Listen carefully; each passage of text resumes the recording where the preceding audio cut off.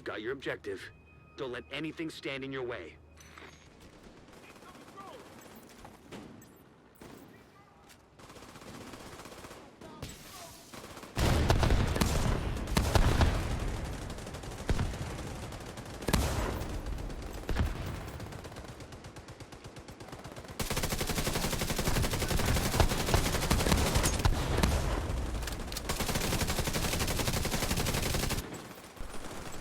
What's up, agents? How y'all doing? Hopefully everybody's staying safe, at least as safe as you need to be.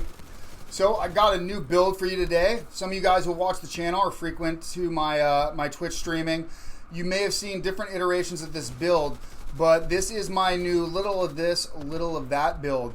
And the purpose of this build is this is a endgame legendary content viable build. As you guys can see in the background gameplay, doing absolutely fine, handling my own, healing the team, putting out damage. In fact, in this run, we do the most damage of anybody in the group here, even though we're the sole healer in the team. But the real reason why this this build kicks ass, I actually have this in my loadouts as the cheesiest build, and that's because utilizing the Hardwire set, the BTSU, and the Restorer Hive, what we're able to do is use this to test out, to practice with any other skill in the game, because we're able to proc the skill and refresh it every 10 seconds. It means that you can effectively, let's take the sticky bomb as an example. Normally you'd have like a 30-second cooldown or something like that. It means every 10 seconds you can practice aiming with it, practice your shots. And the other thing is while you're practicing aiming, a lot of times you'll get bursted down. That's why we got the healing hive. It gives you a little bit of healing so you can sit up there and practice taking that shot a little bit more. This also works with weapons too. If you get a new weapon, you can practice with different mods and stuff like that. Just see if you like the weapon, and it can give you some healing so you can stay out of cover a little bit longer to really test it out. So this is a great build. Another thing to note is that by switching out different weapons and chest talents, you can get a lot of different results as well. So I'm just going to show you some basic ideas, and then this is a kind of template for you guys to go with, but I will definitely show you what my favorite version is as well. So as always, just my opinion. Before getting into this, do me a favor, guys, smash that like button. If I haven't already earned your subscription, hopefully today's the day. And definitely the best thing you could do is share this video. You learn something new, or you think this video can help somebody else out, please share the video. And lastly, do me a favor, if you guys have any comments, any questions, anything, write it down below. This is all about the community, and one of the favorite things that has kept me going is you guys providing me with ideas for new content and new variations to try. All right, let's get into the build. All right, as far as the specialization, we are going to go with the Technician. This will give us the good old MIRV launcher. Love this thing. I don't love how long it takes to take it out and put it away, but hey, that's a whole nother thing, and I digress. The main reason I use it is for the amp. This because it's the +1 skill tier. This allows me to roll that 170,000 armor. You could, of course, choose to roll weapon core if you want to do a little more weapon damage. Totally viable.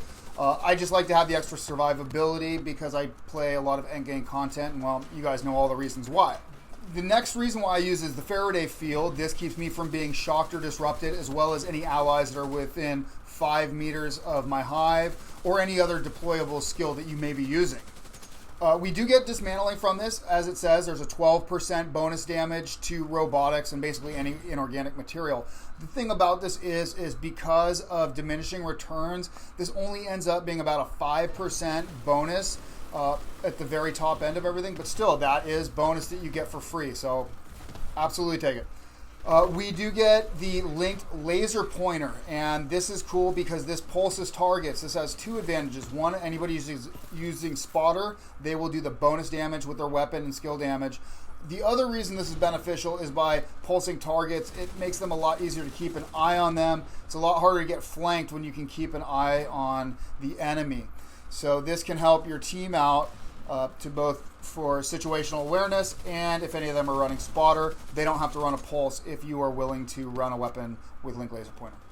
One thing I forgot to mention when I got to the stats, I forgot about overclock CPU, and what this does is this just gives us a flat 10% skill damage bonus on top. So this, of course, like everything else, suffers from a little bit of diminishing returns, but still a great bonus. And lastly, we do get the EMP grenade. I don't use this very often, but it is it's an EMP grenade.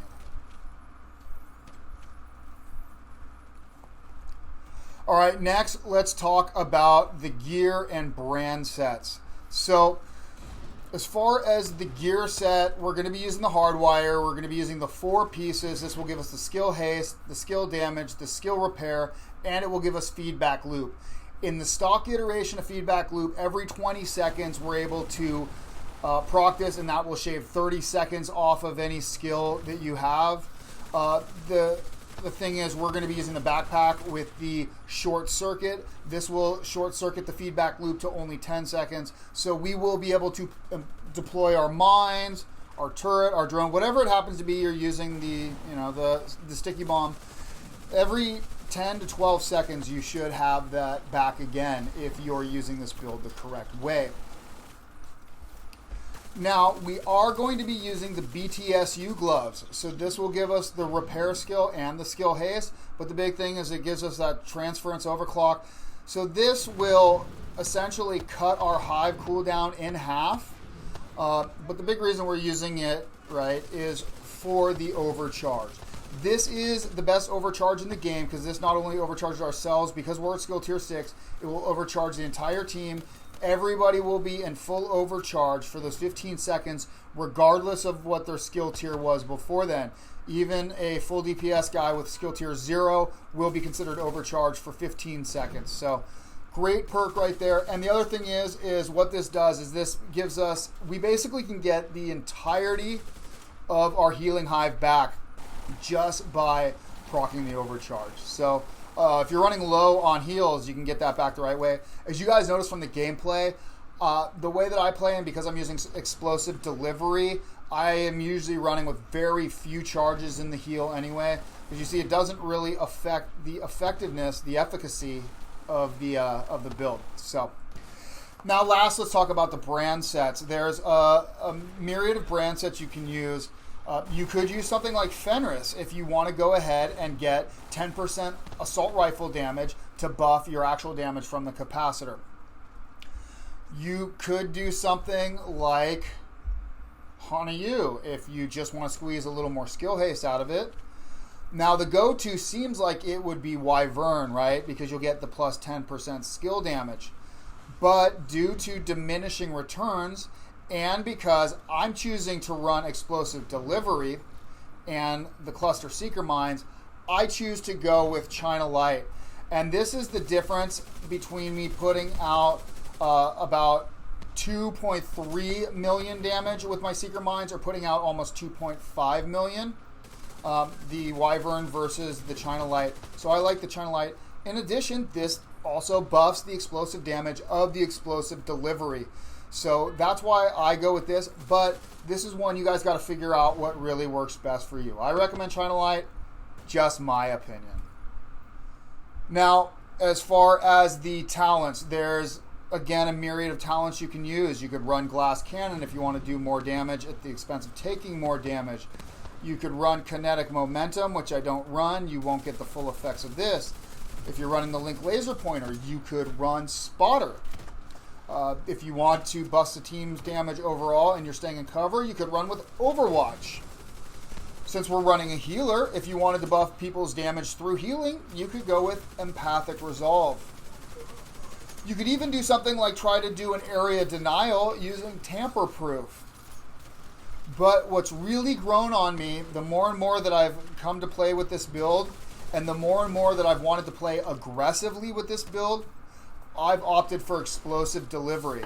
And since we're spec'd into a lot of explosive damage through the China Light, I should say more explosive damage, this is not only buffing my cluster mines, but this buffs the explosive delivery. And since I'm using my hive, my healing hive, as an offensive weapon now, that's buffing the damage that my healing hive does.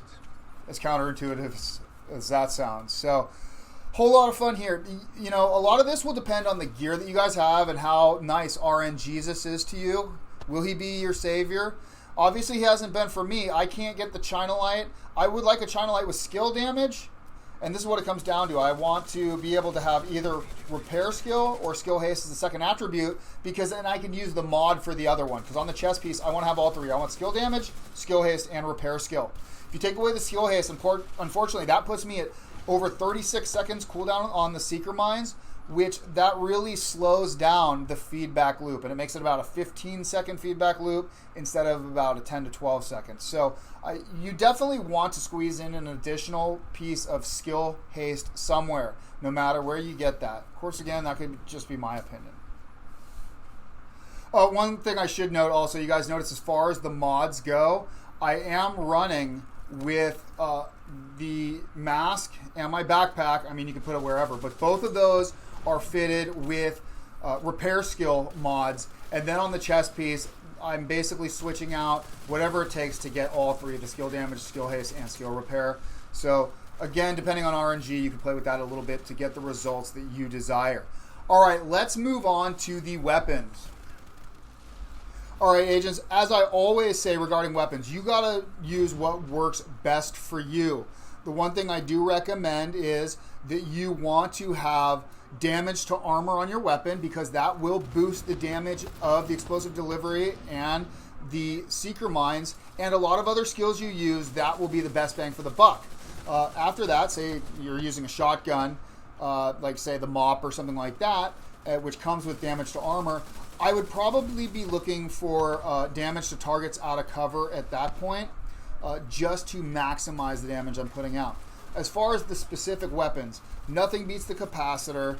This gives a skill build the most weapon damage you're going to get, just because it gives you that 7.5% weapon damage per skill utility tier you have.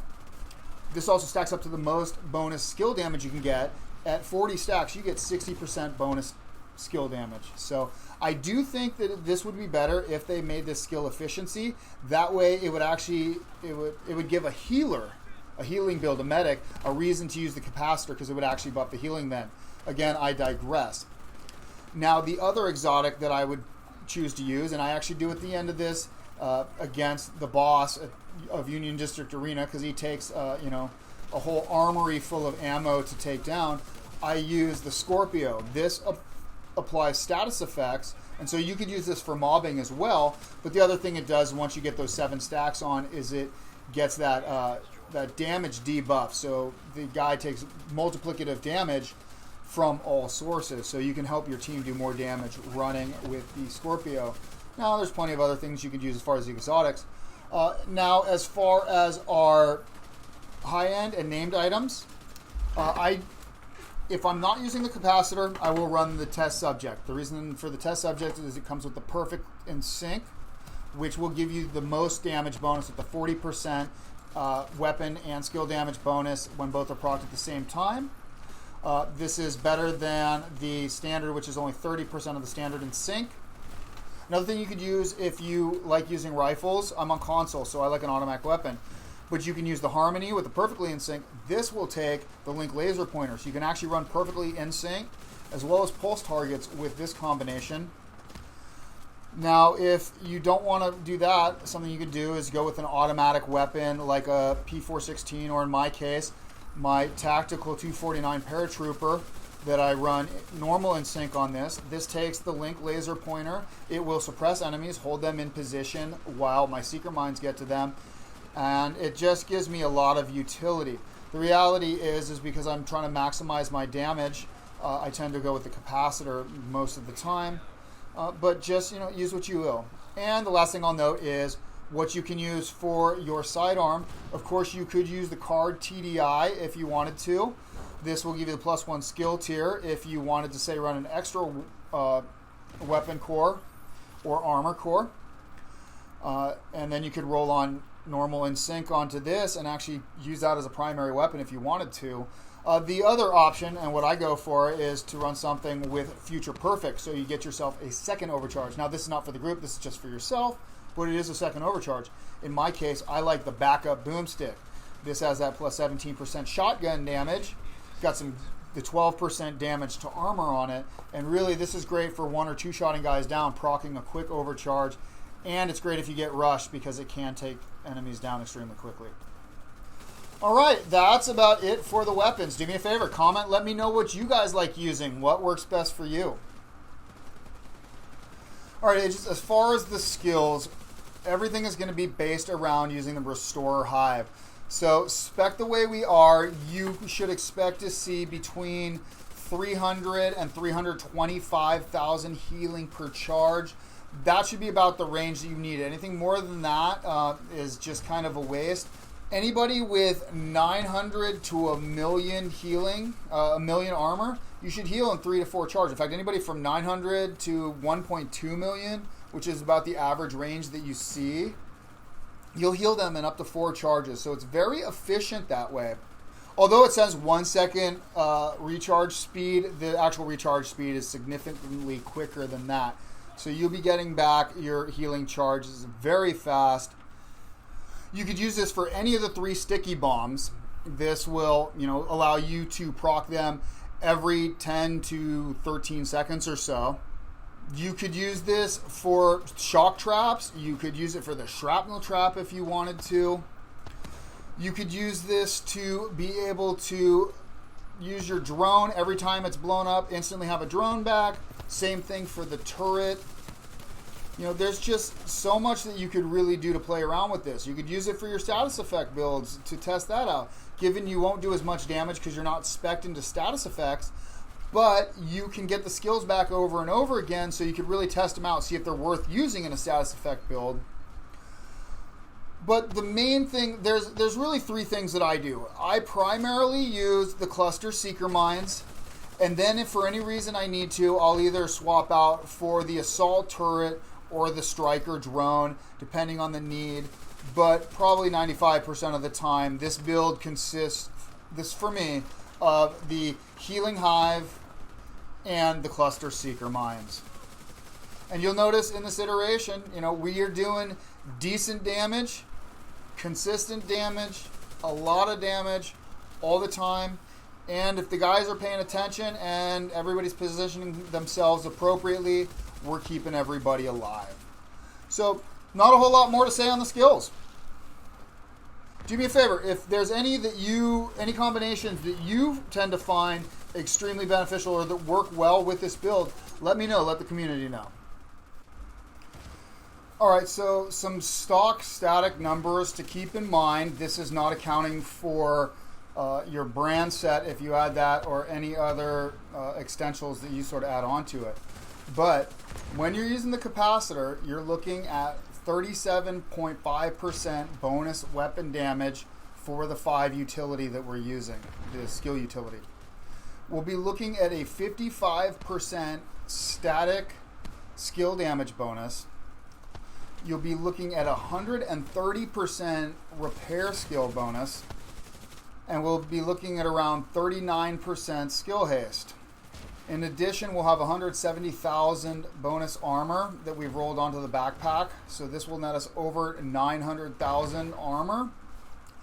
And at the same time, we will still be able to repair ourselves to full armor within 3 charges of the hive. All right, agents, usually about this time we'd go into the range and do some testing and stuff. I'm not going to do that at this point.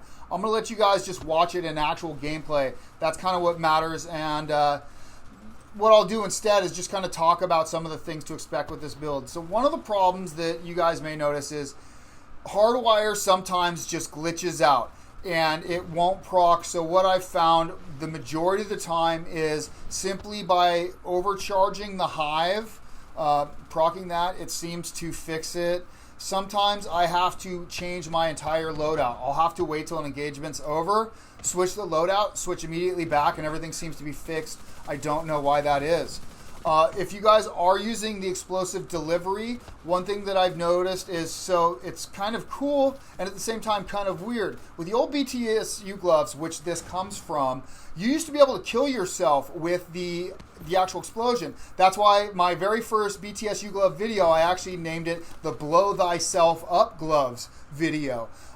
Now you can't kill yourself with it, which is great. doesn't make a whole lot of sense. But at the same time, they've made it so if you toss your skill within the range of yourself, it will not proc that explosion. Well, that was great, and that's what I asked for back in the day. But now that it doesn't kill me, why don't they just proc it then? Anyway, so be aware of you cannot toss your hive 2 feet away from you and an enemy charging up and expect them to get it. It will not go off. So I've unfortunately met a quick demise a few times that way. The other thing to note is sometimes if I throw the hive and the seekers back to back too quick, sometimes one of the explosive deliveries will not proc. It seems, I thought at first maybe it's okay, one can't proc while the other one's happening, but I've also seen the times where they're basically both happening almost simultaneously, so I don't really know what the situation is with that. So just a couple things to be aware of. Other than that, this is a really fun build, and you just got to, with the explosive delivery, you guys see, I play fairly offensively a lot of the time. You just got to figure it out. Figure out what works best for you. And let me know, do you guys like explosive delivery? What talent do you guys like best? What skills do you guys like best? What combination of weapons do you use? You know, this is kind of poetry in motion right now, but at the same time, there's so many different ways. It's almost like a Mad Lib, where there's so many things that can be switched out, and it'll still work out, and it's just a lot of fun. So let me know what you guys think.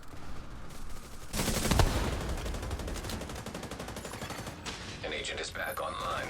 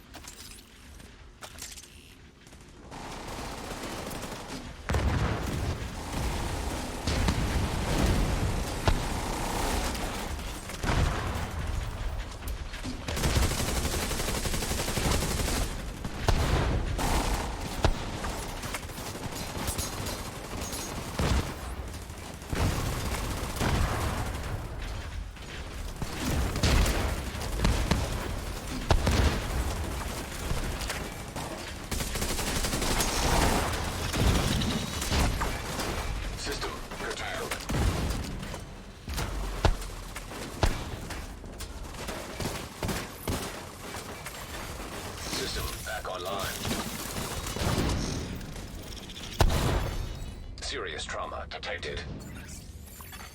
Agent incapacitated.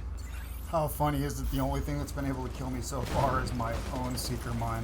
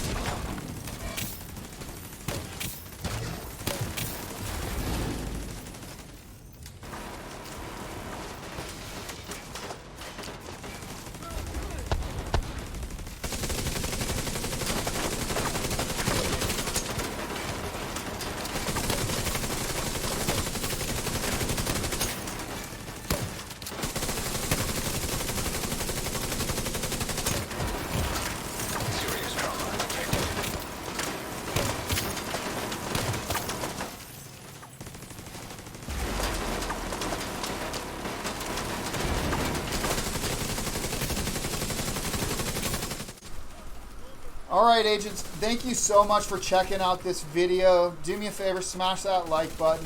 Hopefully I've earned your subscription. If you guys learned anything or you think anybody can get anything out of this, please share the video. And if any of you guys are able to, please consider donating. It's greatly appreciated. You agents, be safe out there, and I'll check you in the dark zone.